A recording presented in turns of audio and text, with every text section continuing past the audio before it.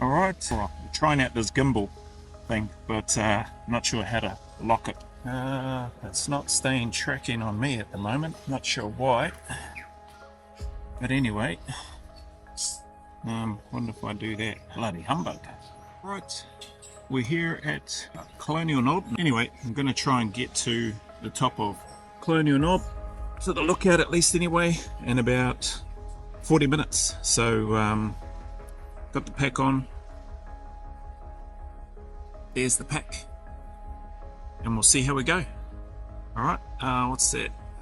Stop, what, this bloody thing's showing upside down, man. I'm gonna have to try to rotate this to figure out how to get it up the right way. So we'll hit start and then we'll get into it. Start. Alright, let's go.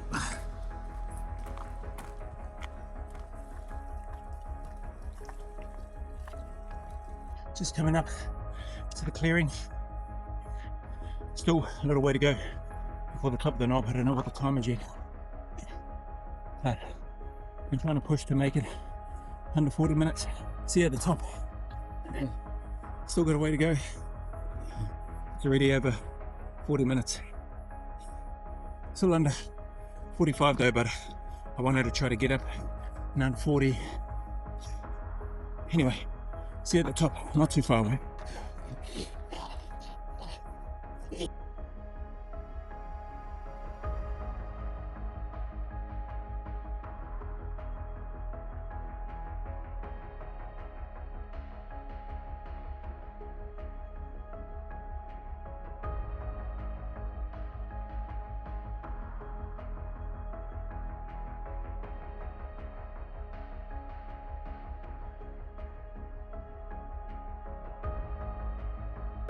Phone on.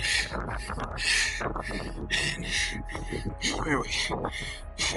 And stop. I'm not sure if you can see that on the phone. It says 42 minutes, 31 seconds, 0.60. Oh. Nice ride, man.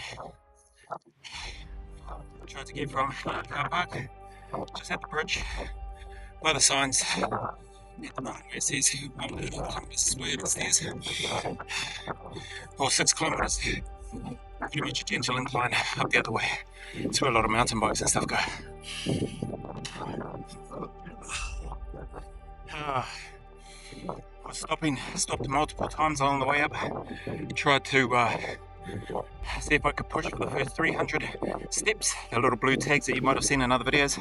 I didn't worry about trying to film any of that today. And I don't have this on the gimbal right now. I'm just holding it freehand, because still it's not playing nicely for me at the moment, so I need to get better at it before I go using it more fully. I was hoping to get more footage of me on the way up and potentially talking, but probably a good thing that it wasn't to be today, because I was struggling to breathe, let alone talk. Anyway, I'm going to pause this. Alright, I'm using this gimbal again. Managed to catch my breath a little bit now. Here's some of the scenery behind me. So I can turn it like that. This thing would be cool if I was more technically competent with the use of it. But I'll get there, people. I will get better. And if not, then get one with some instructions and I'll read them.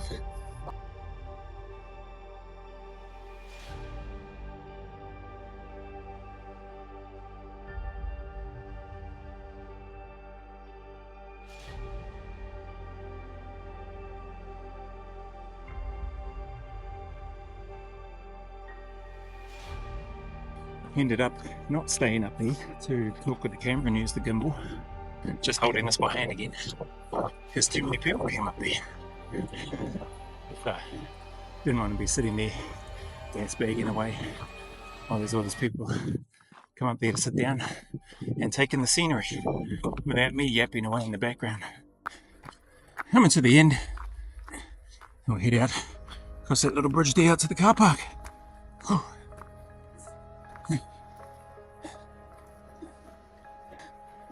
We go. Oh. Back down the bottom. Good to be back. A little bit of a walk shuffle on the way down.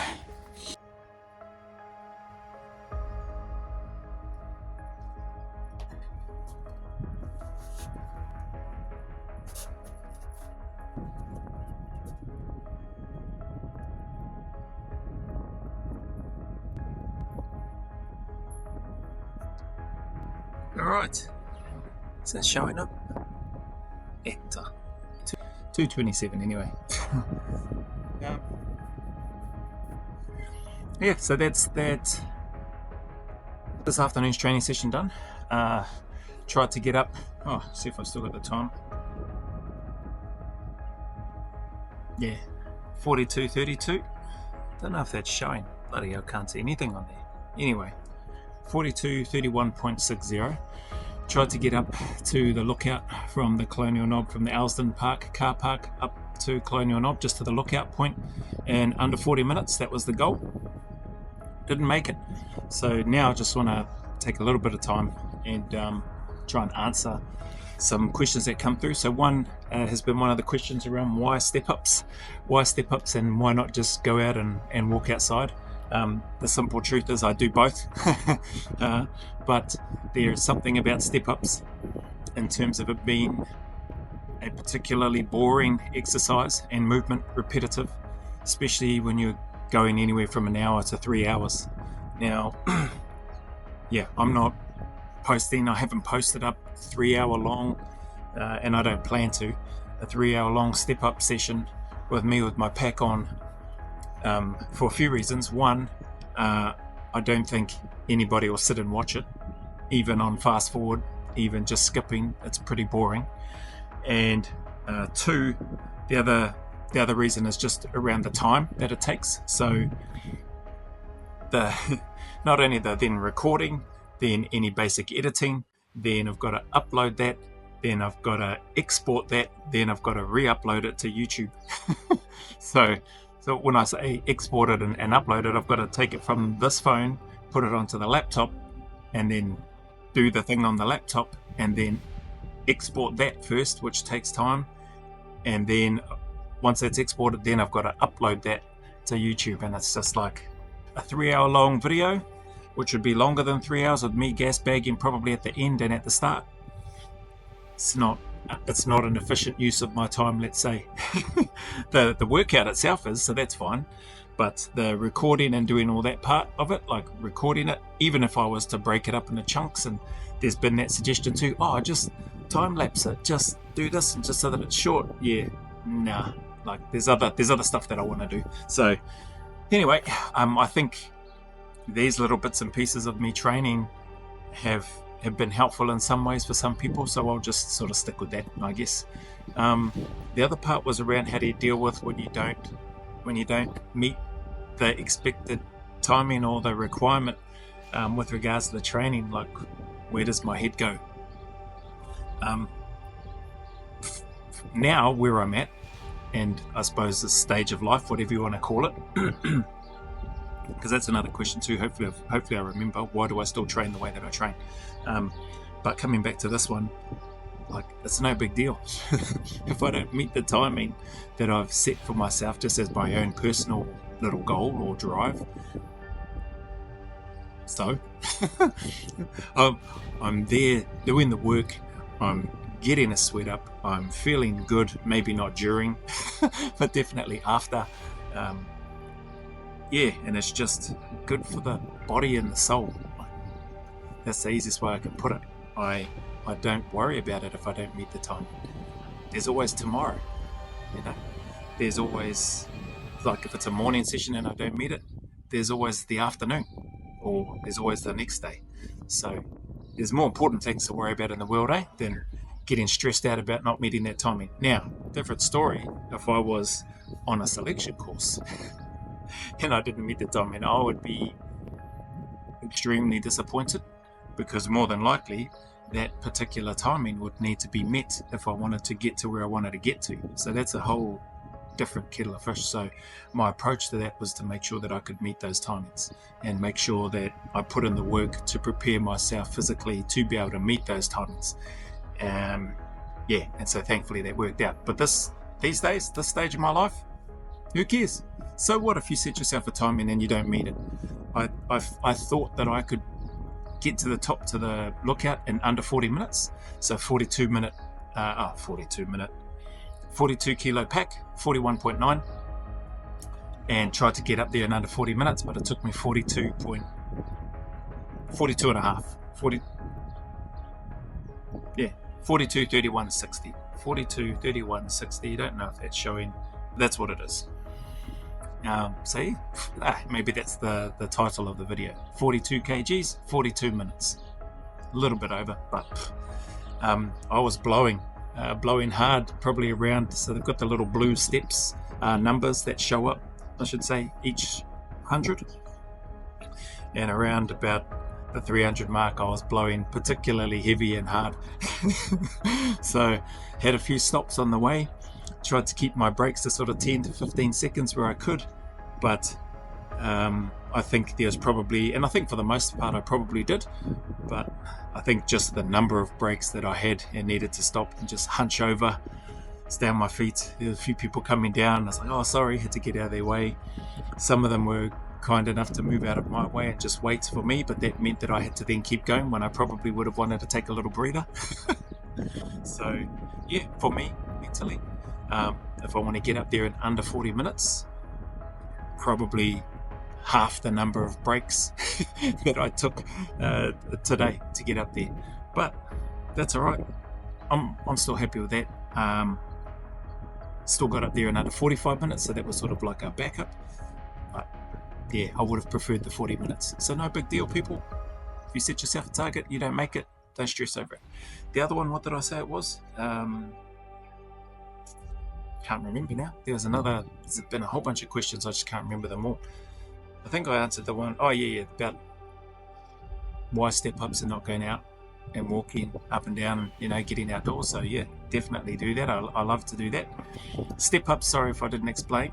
Doing step-ups definitely makes steep hills and stairs a lot easier. Even the colonial knob ones, like if I didn't train and do step-ups, that would have felt a lot worse. It probably would have taken me, I don't know, maybe 15 minutes to an hour, probably closer to an hour, I guess. But for me, the conditioning, the repetitiveness, the strengthening of my ankles, my knees, my glutes, my hips, my back, my shoulders, and here, definitely helps. So that's give it a try. Like, just, you don't have to do 30 minutes or 40 minutes. You don't have to do an hour or 3 hours. Just do 10 minutes, 15 minutes, whatever. Just build up gradually. That's another question. The query is around what would I suggest, people starting out, what's a good starting weight? Mate, a good starting weight is just your body weight. So if you're wanting to do step-ups, do step-ups with just your body weight. Clean skin, not clean skin as in your birthday suit, people. So just PT kit and go up and down on that. If that starts to feel good and you're feeling okay, then, I don't know, whack a camelback on. There's 2-litre camelbacks. There's an extra couple of kilos. If that starts to feel good, then whack a backpack on or a weighted vest on or whatever. Just gradually build up. There is no what's the ideal starting weight according to Joe Hortai. it's what's the ideal starting weight according to you and what you need to do and what your objective is. Oh, that was the other one. Why do I train? Why do I still train the way that I train?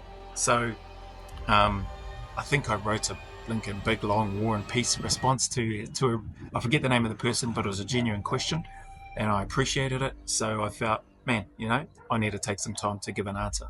So I tried to give the best answer I could. There's a whole bunch of reasons why I still train the way that I do.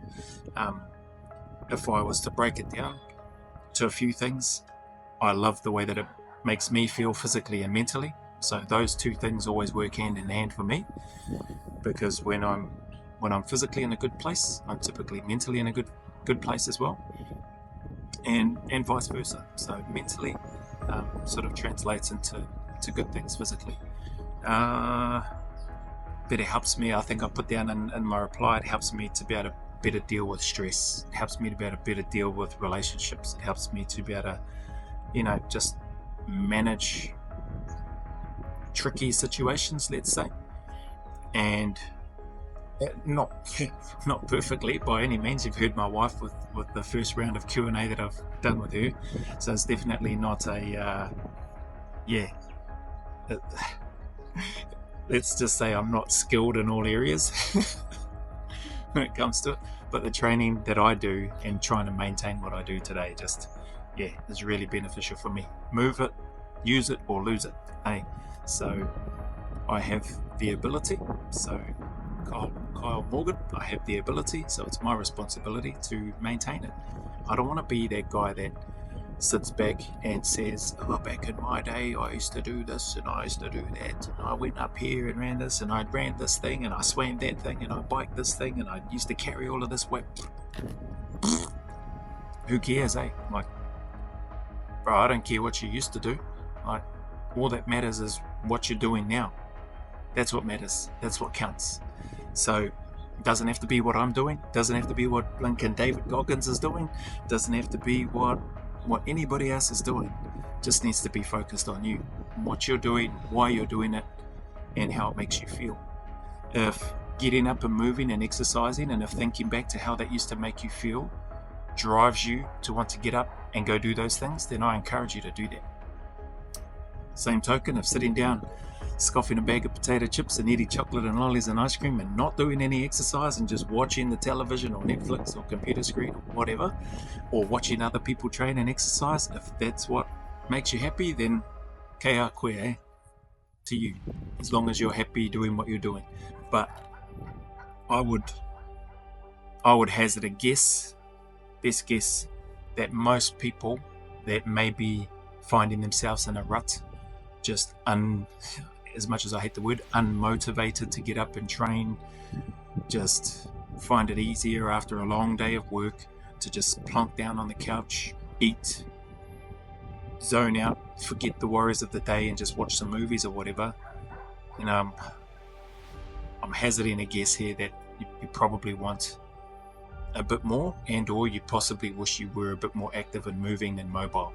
So the only one that can help you do that is you, If this channel, if what I do resonates and helps people, so I've been really grateful. I'll have to do a video, I think I will, maybe not today, maybe tomorrow or something, in and around just the beautiful messages that have come through. But if there's anything that I do on here that I post, if that helps encourage people to get up and move, man, that's awesome, Like, and those people that have been kind enough to share those messages in the comments of other videos of mine, you have no idea how much that lifts me up as well. So it's working all around, it's working both ways, know that, and no doubt somebody else will come across your message or your comment, and your words will help inspire them and will help encourage them. So I'm really, really grateful. Thank you very much for taking the time to share any of your comments and stuff like that, or part of your journey with me. Some of those comments are deeply personal and private for individuals, and although there's some degree of anonymity in terms of your handle or your name for your YouTube account, it's still out there, if that makes sense, and that's huge. It's significant, it's huge, and I just appreciate you for doing that, for having the courage to do that and put that out there. So anyway, it's part of why I train still today. It's not as, I probably rambled as long as what the Lincoln written text was that I put down there, but I don't have that in front of me to read it. So anyway, I hope this helps. I appreciate you all. Any time that you spend on my channel, the encouragement, the comments, the likes, the shares, the views, all of that sort of stuff, I appreciate it all. And if you subscribe and that as well, that's beautiful. That's awesome. Thank you very much for that. So as always, any challenges or trials that you may be going through, maybe lacking the drive, the motivation, even though I hate that word, to get up and get out and get after it, just keep turning up and stay in the fight. Stay consistent, and be disciplined. Those two things will, if you can learn to develop those two things, will blank and just see you soar. That's my opinion anyway. So Keep turning up, stay in the fight, stay consistent, stay disciplined. Understand the sun will shine again, just like it is here in Pōneke, Te Whanganui a Taraporirua, Aotearoa, New Zealand. The sun is shining. It's a beautiful day. And although you and I may be going through our own challenges and struggles and demons that we need to face, for want of a better term, there is a light at the end of the tunnel. There are better days ahead, and they're closer than you think, they're closer than I think. So just keep turning up and keep putting one foot in front of the other. So remember, as always, go always a little further. Who dares wins. And until the next video, apart from these bloody boy races behind me, a big mana wave coming from me to you, filled with my aroha, respect, appreciation, and gratitude.